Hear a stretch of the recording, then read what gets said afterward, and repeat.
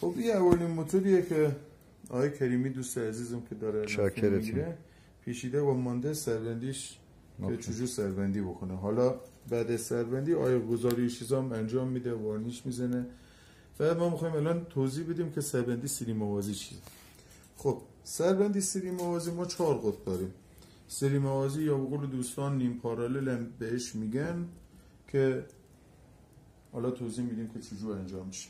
یه دانه شما از این موتور سر سیماد سر حساب کنید. خب کلاف اول و دوم با هم دیگه سری میشن، یعنی ته به ته کور میشن. خب کلاف سوم و چهارم هم باز ته به ته کور میشن.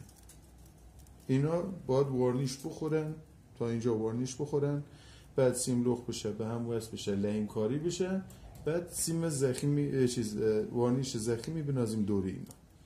خب اینا الان ته به ته کور شدن. مانده 4 تا سر.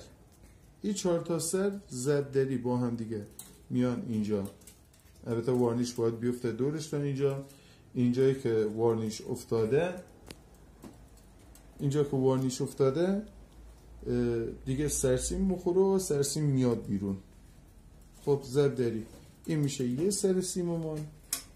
خب اینم با ای قشنگ وارنیش مینازی دورش تا اینجا، بعد اینجا لختش میکنی و سرسیم میزنی قدش. این الان شد سری موازی. اولیش سری، دومیش با هم دیگه دوتا موازی شدن. این الان موازی یا نیم پارالیلی که میگن همینه، یه چیزی دیگه نداره. ممنونم از دست در نکنه استاد.